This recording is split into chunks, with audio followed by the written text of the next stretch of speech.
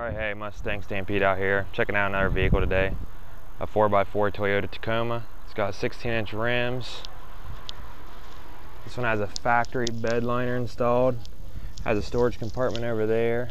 Has some tie down points there. Another storage compartment right here.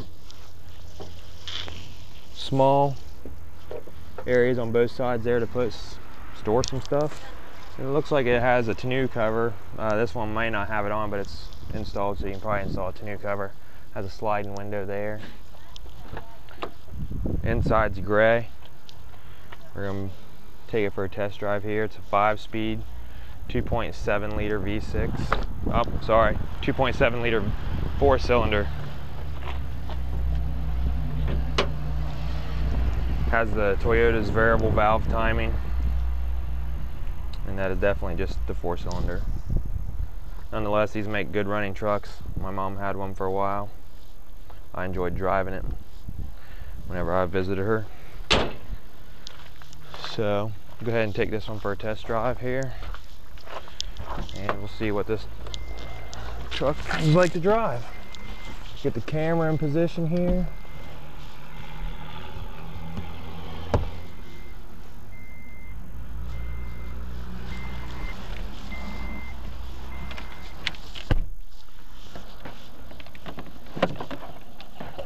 See that Ford Focus up there that I've already test driven. If you're interested in seeing that video of Ford Focus, I have 2 test drives for a Ford Focus.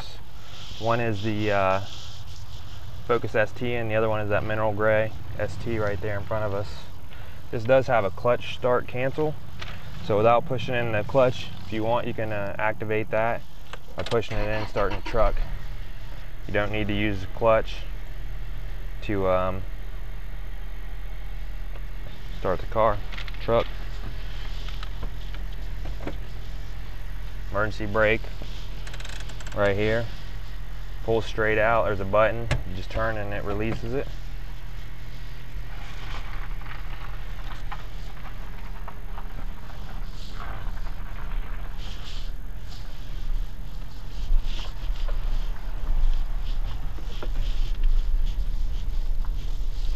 This is a 2010 Toyota Tacoma 4x4. This one has about 96,000 miles on it.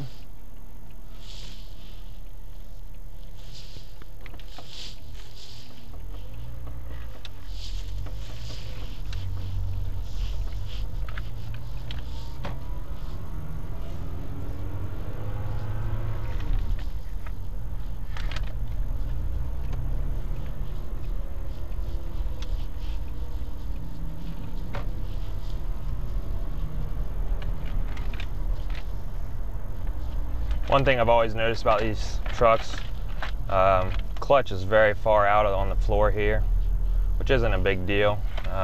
I've driven lots of different vehicles, and I've come to experience a little bit of clutches all the way on the floor, clutches all the way out, or a clutch that grabs almost instantly or grabs hard. Just part of knowing different vehicles, getting used to the way different manufacturers make their cars.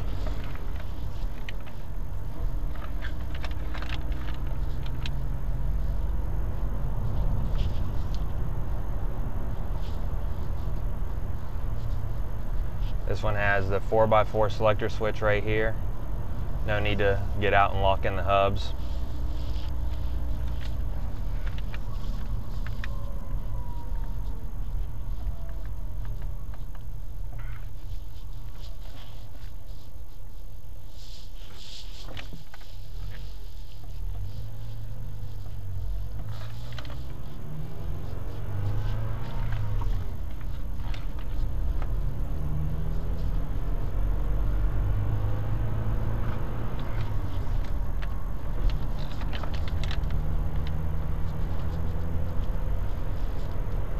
This truck kind of sets up, gives you a big truck feel with that 4-cylinder gas mileage. I don't feel like I'm setting overly high, but I do feel like I'm setting in a truck, which is nice. The steering is kind of, I wouldn't say heavy, but it has some rather large tires on that are kind of wide, so You know, not every little motion of the steering wheel picks up. You know where most cars, if just a little bit, you'd feel the car move in your lane. This one's it takes a little more to actually make this car move in the lanes. Truck. I'll probably say car 100 times. I'm always in cars. I do like the instrument panel in this. It's got the main miles per hour with your kilometers if you're from Canada, and then it's got your miles driven. Then you got a nice tack on the left hand side, and your water temperature and fuel is on this side. Headlight switch, windshield wiper switch. Hazards are easily accessible. Nice digital clock right there. It's nice to have a clock without having to turn on the radio.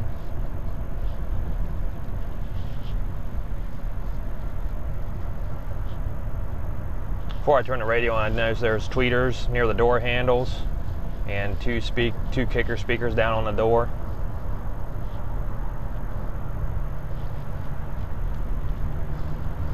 This truck has a traction control on or off switch too.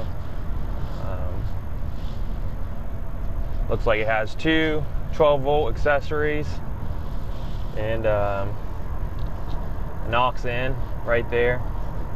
I know on my 2010 Corolla, the aux in is, you know, most of these weren't integrated with Bluetooth yet for Toyota in 2010, even though other manufacturers did have that capability. But nonetheless, you have your aux in right there.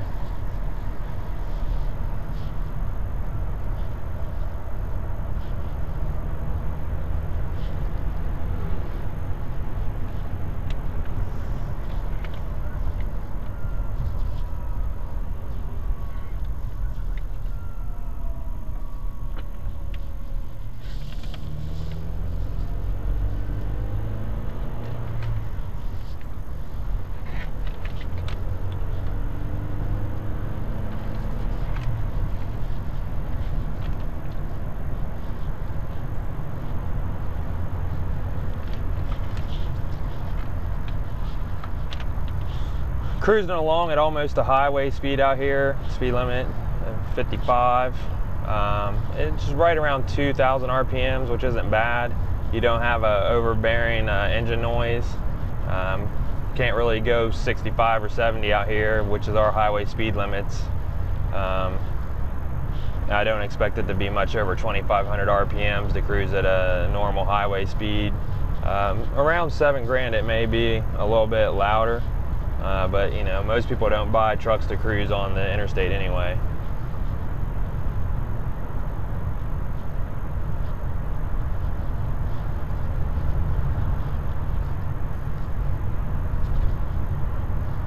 There's the first bump that I can kind of feel. Absorbed it rather nice for a truck. The dips in the road feel, because the suspension's a little stiffer. The bumps are exaggerated. Dips, not bumps. The bumps are absorbed nice. Dips in the road are a different story.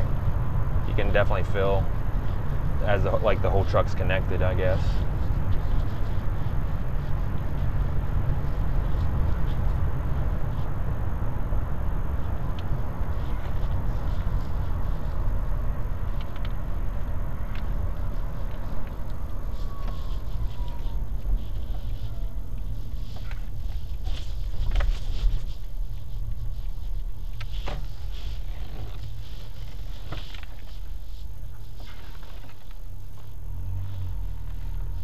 Has a rather sharp turning radius.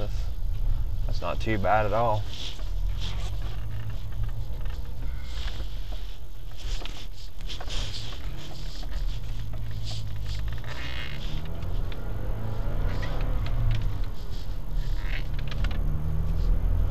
Of course, like with any other truck, the shifter is, every throw is very long. Used to driving sports cars or whatnot. Some people may find it hard to get used to a long throw of a truck. But overall, it's nothing that you wouldn't get used to.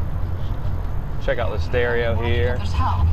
That's why Kroger Pharmacy is such a huge help. At Kroger, you can have your prescriptions It's not too bad. Of course, there was no music playing. I'll have to check that out here in a few minutes.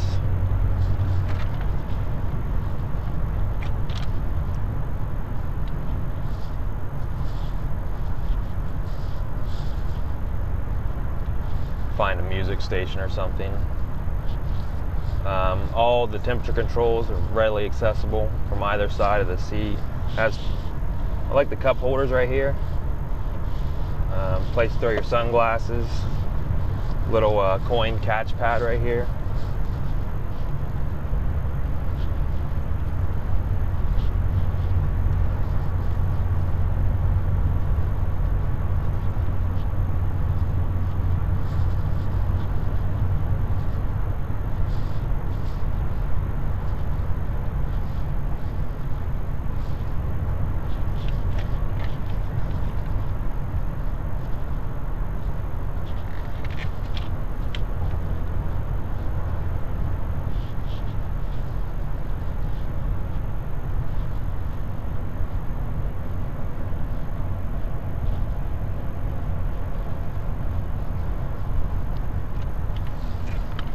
Since we're in a truck, we'll have to include some off-road travel here. We won't do nothing extreme. Just a small gravel road over here. See how the truck handles like that. We'll be experiencing some washboarding in these gravel roads, and you can definitely tell you're in a truck now. Kind of feel like I'm shaking, but that's due to the washboard and the gravel.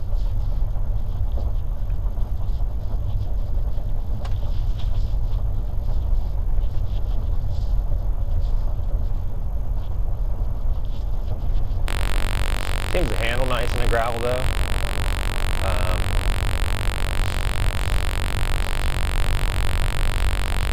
Of course, you wouldn't want to go too quick in gravel and let it get away from you anyway.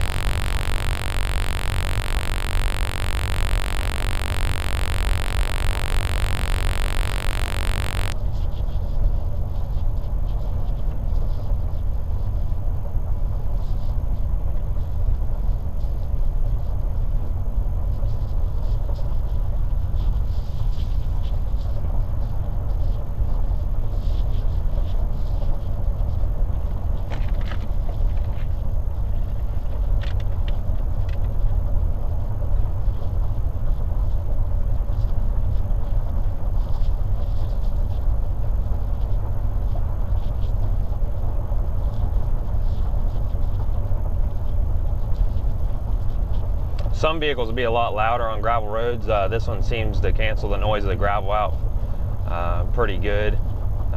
Third gear, 25 miles per hour in the gravel. It's not moving around a lot. You don't hear a lot of gravel hitting anywhere on the truck.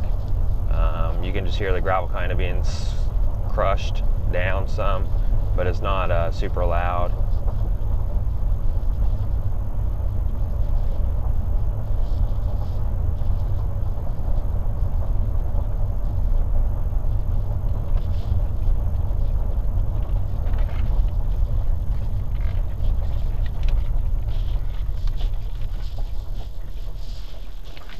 Larger bump here in front of me.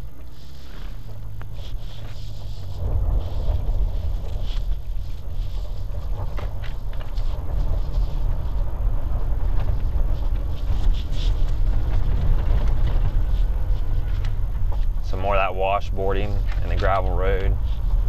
Handles it rather nicely.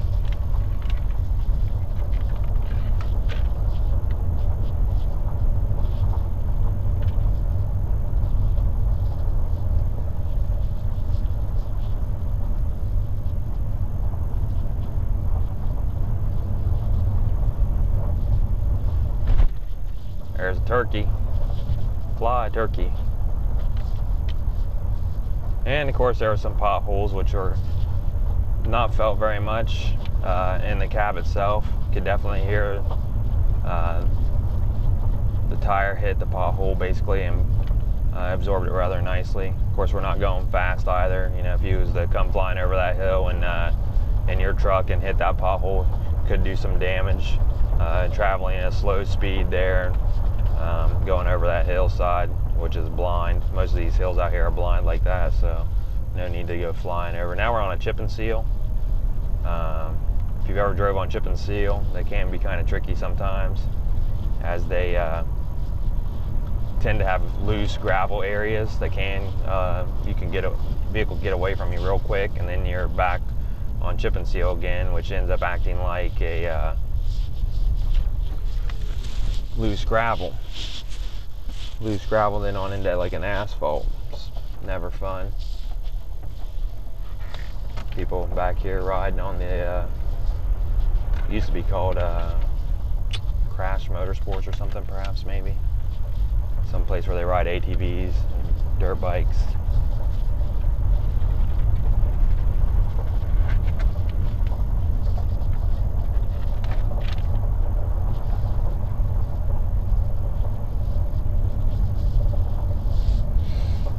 The side mirrors are nice and large, easy to see down the side of the truck.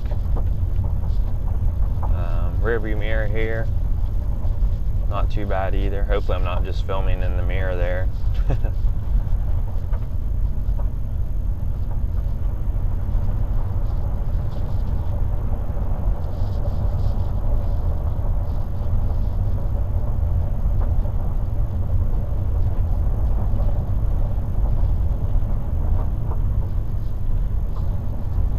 Since it's August, there's no need to really check out the four-wheel drive. It'd be nice if the road was snowy, then I'd be able to use the four-wheel drive on some of those hills, but it's not the case because it's August. So maybe this winter we'll have to if a vehicle has 4x4 as an option, maybe I'll get to try that out.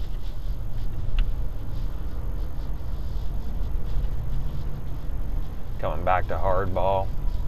Of course, there's those dips that you can definitely feel.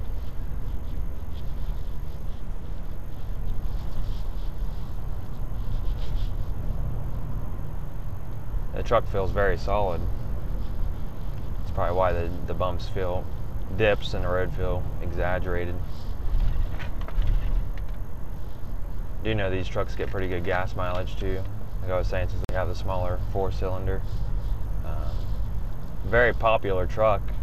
I've known quite a few people that owned them, and I've driven these quite a few times. As one of my buddies in the military had one that I would drive on base occasionally when I needed to go somewhere, and his truck was closer than my vehicle. And also, like I was saying, my mom had one of these, and I drove it on a couple different occasions when I was visiting her.